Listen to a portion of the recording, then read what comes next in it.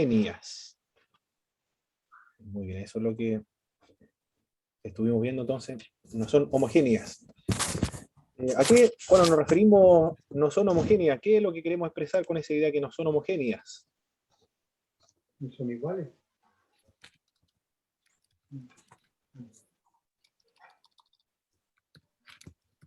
Las epístolas, desde la perspectiva de la cultura griega romana o greco-romana, una epístola tenía carácter universal y debía ser publicada, mientras que las cartas era privada, no se publicaba. Pero las epístolas y las cartas del Nuevo Testamento tienen características de carta, pero fueron publicadas. Y las epístolas tienen saludos personales y destinatarios personales. En ese sentido no son homogéneas porque las epístolas tienen características de carta y las cartas tienen características de epístola. Al compararlas con las epístolas y las cartas de la cultura greco-romana. Para los romanos, una carta es privada, y los griegos también. Una epístola se publica, se hace circular. En el Nuevo Testamento esa distinción no es relevante, no es importante, porque no existe esa diferencia entre las cartas y las épístolas en el Nuevo Testamento. Por eso empleamos el término epístola y carta como sinónimo en el Nuevo Testamento. Pero desde la perspectiva judío greco-romana hay diferencias entre una y otra. Hermano Adán, una característica de la naturaleza de las epístolas es que no son homogéneas. ¿Qué otra característica tiene una epístola?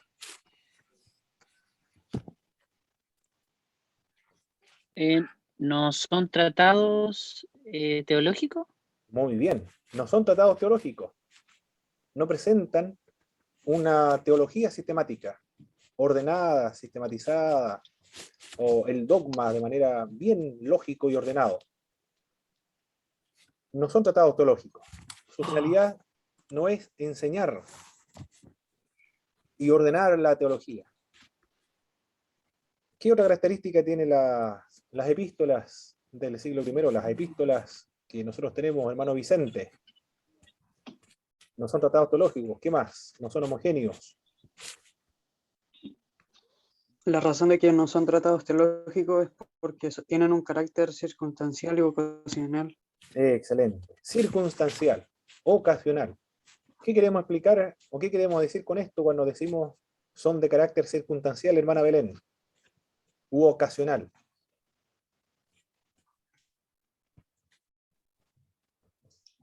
Que fueron escritos para los hermanos de ese tiempo y para ese tipo de contexto en el que ellos vivieron. Muy bien.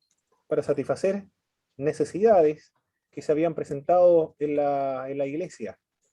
Y responder algunas preguntas también que existían en las iglesias. Se escribieron bajo circunstancias muy precisas y muy definidas. Para responder a los problemas que se habían suscitado, originado en las congregaciones primitivas. Eso se quiere indicar cuando decimos que son documentos de carácter circunstancial. Y también son del siglo I. Esas son las características o la naturaleza de las epístolas. Cuando nos referimos al problema de la relatividad cultural, ¿qué es lo que queremos expresar con este término? Relatividad cultural.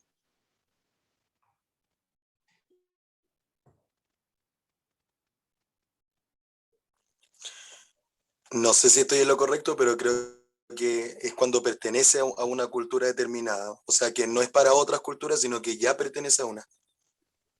Perfecto. Está limitado a una sola cultura. Los consejos se limita a un tiempo, a un lugar geográfico específico. No trasciende el tiempo, no trasciende tampoco el espacio. No es de aplicación universal, sino estrictamente local. Como por ejemplo el silencio de las mujeres en una congregación es relativo a la iglesia de Corintio. El velo también es relativo, está circunscrito solamente a la iglesia de Corintio, que no trasciende las otras iglesias. porque se está respetando la idiosincrasia o la parte cultural, para no tener reproches a las otras congregaciones, que está dentro de esa cultura. Eso no queremos decir cuando empleamos este término, la relatividad cultural, que no trasciende todas las culturas, todas las zonas geográficas, y no trasciende el tiempo, sino que está limitado a una época en particular. Bien, eso fue lo que estuvimos viendo entonces la semana anterior. Hemos visto varios géneros literarios. Hermano David o hermana Miriam, ¿cuáles son los géneros literarios que hemos visto hasta ahora, que hemos analizado? Mencione solamente uno. Un género literario. Los evangelios. Perfecto. El género biográfico se le denomina, sabemos que no son biografías, sino que son testimonios acerca de Jesucristo, que tiene la finalidad de edificar la fe y despertar la fe en los lectores de los evangelios biográficos, o el género relacionado con los evangelios. ¿Qué otro género estuvimos analizando, hermana Danay? ¿Qué otro género literario estuvimos viendo, analizando? Género legislativo. Perfecto, género legislativo. Género biográfico, género legislativo. Hermano Michel, otro género literario que hemos estado trabajando en estas clases. Los salmos, hermano. Muy bien. O los géneros poéticos o sapiensal, géneros poéticos, se estudia, se realiza una exégesis de modo diferente. Hermano Rafael, ¿qué otro género literario hemos estado trabajando?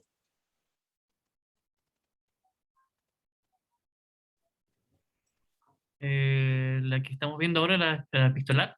El género epistolar, perfecto. No son circunstanciales, no son tratados teológicos, no son homogéneos, son del siglo I, muy bien. El género epistolar, el procedimiento para poder hacer una exégesis del género epistolar es diferente. Hermana Ruth, falta otro género que hemos trabajado en las clases anteriores.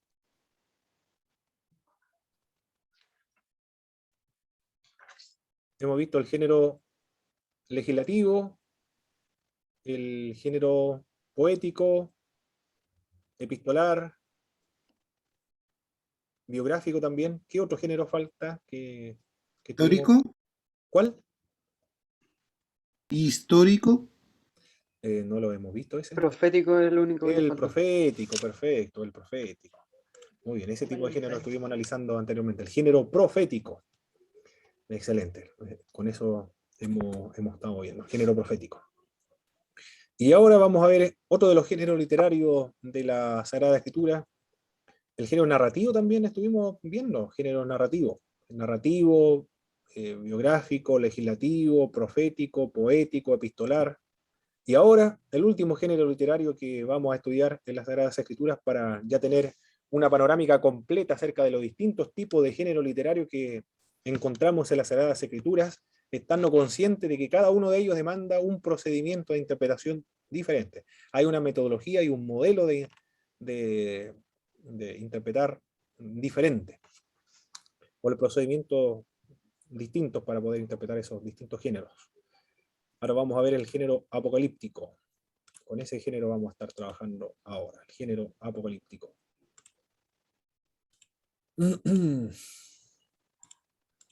Cualquier pregunta, hermanos, a medida que nosotros vamos avanzando, lo pueden ir planteando, interrumpiendo la clase para responder a las preguntas. El último género que vamos a trabajar es el género apocalíptico. El apocalipsis, ¿qué es lo que son los apocalipsis? Cuando decimos apocalipsis, no nos estamos refiriendo única y exclusivamente al libro de Apocalipsis que compone nuestro canon sagrado, o que está incluido dentro de nuestra Biblia del Nuevo Testamento, escrito por Juan, sino que nos referimos a géneros literarios cultivados por los judíos y también por los cristianos durante 400 años, 200 años antes de Jesucristo, 200 años después de Jesucristo. Es un género especial de literatura cultivada por los judíos. Apocalipsis, el libro de Apocalipsis ahora, el libro de Apocalipsis tiene 3 géneros literarios diferentes. El libro de Apocalipsis, de nuestra Biblia, escrito por Juan. Uno de ellos es el género apocalíptico. Reúne este género, apocalíptico.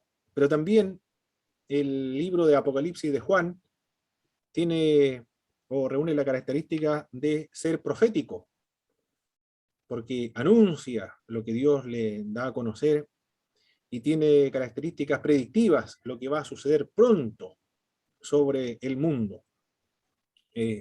Un profético también habla de juicio, que es la otra característica del género profético, de juicio. Juicio y salvación. Liberación de parte de los destinatarios de la carta y condenación para los que son opresores sobre los destinatarios de la carta. Tiene la finalidad de sembrar esperanza sobre los que son opresivos. Eso es lo que podemos encontrar en el libro de Juan, porque tiene esta característica de ser profético. Y epistolar, es una carta que el apóstol Juan escribe a las 7 iglesias de Asia Menor. Por lo tanto, tiene también esta característica de ser epistolar. Presenta 7 iglesias con distintas características, positivas y negativas de cada una de ellas, con advertencias y también con promesas. Es muy, muy hermoso estudiar esa parte de las iglesias del libro de Apocalipsis. Ahora el género apocalíptico. El género apocalíptico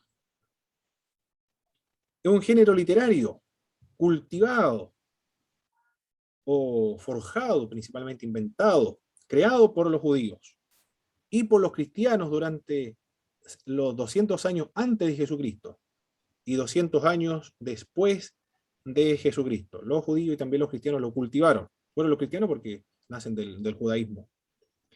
Se destaca el género apocalíptico por la siguiente característica que lo vamos a ver inmediatamente. El género apocalíptico, aquí ahora ya no estamos hablando del apocalipsis, sino de los géneros apocalípticos, de estos cientos de libros que se escribieron durante esta época, durante 400 años, por judíos y cristianos. El interés del género apocalíptico es el juicio y la salvación venidera. Ese es el interés de estos géneros apocalípticos. Llega un libro a nuestras manos y su preocupación fundamental es el juicio y la salvación que va a venir en el futuro próximo, el futuro distante. Ese es un libro, un texto clasificado dentro de este género apocalíptico. Todos los apocalipsis tienen esta característica, hablar de juicio. Juicio sobre todos aquellos que oprimen a un pueblo determinado, que suele ser siempre los destinatarios de la carta, porque tiene la finalidad de traer esperanza de salvación futura a los que están siendo pisoteados, vejados, o humillados, o oprimidos por potencias extranjeras.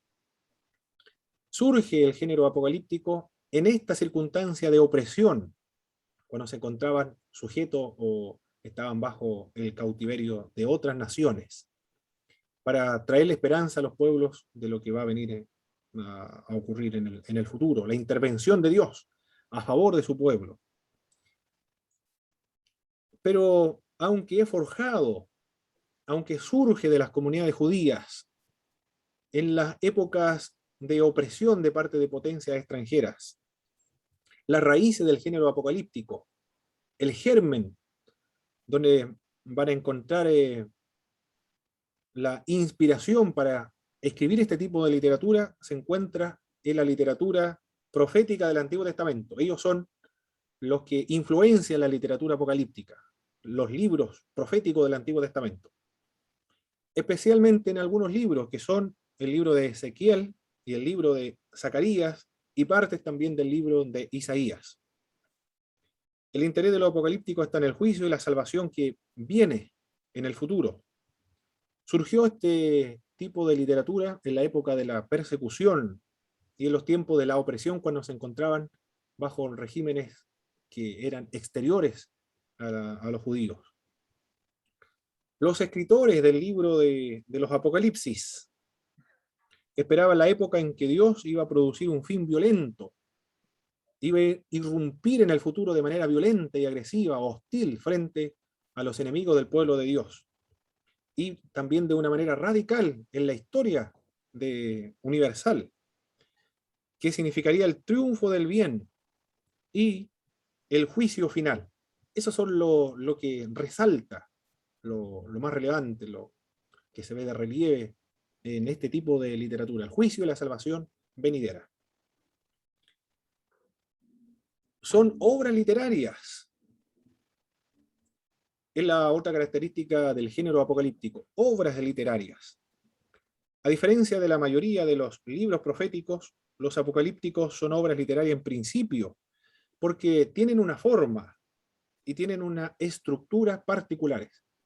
Son obras literarias porque tienen una estructura, se estructuran de un modo y tratan de temas en particular, por eso que son clasificados como literatura apocalíptica. Otra característica de los géneros apocalípticos, todos los libros apocalípticos, se presenta en forma de visiones, sueños también, e idioma críptico. La persona que está escribiendo los apocalipsis, aquí estamos hablando de obras generales, no del libro de Apocalipsis solamente, sino de todos los apocalipsis, incluyendo también el libro de Juan, el último libro de la Biblia, pero que el Evangelio de Juan tiene alguna diferencia con todos los otros apocalipsis. Mucha literatura apocalíptica se escribió durante estos años, de 400 años. El escritor escribe con la finalidad de darle esperanza a los que se encontraban bajo la opresión, pero escribe como si tuviese una visión, o como si hubiese soñado, y en un idioma que es críptico, o un idioma que debe decodificarse. ¿Por qué escriben en un idioma ininteligible? Por lo menos para los otros, no para los destinatarios de la carta, porque para ellos sí entienden el lenguaje. Es un lenguaje que se debe descifrar. Hay que traducir las visiones o el idioma o los lenguajes de los apocalipsis, o decodificar. Cómo se encuentran en la opresión, los judíos en la época de los griegos, y los cristianos en la época por los romanos.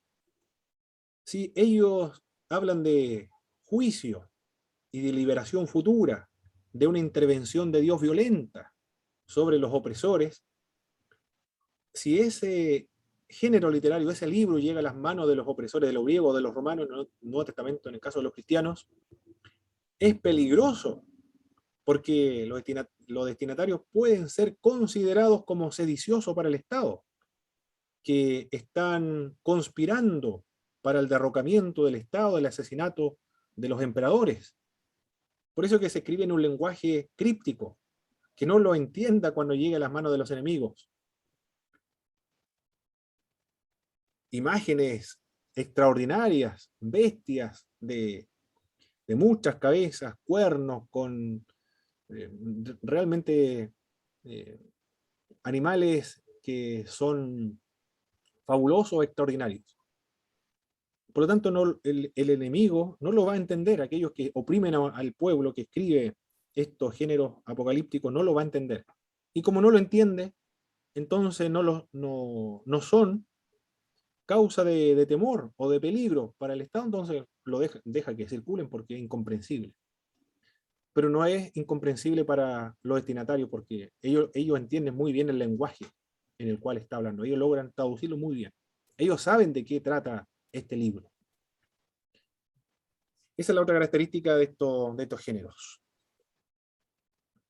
Los significados son ocultos y también los significados son simbólicos. Contiene recursos literarios con la finalidad de darle un sentido misterioso. Esas son las características de estos géneros apocalípticos, el misterio. El más importante era el seudónimo dentro de este material apocalíptico. Seudónimo.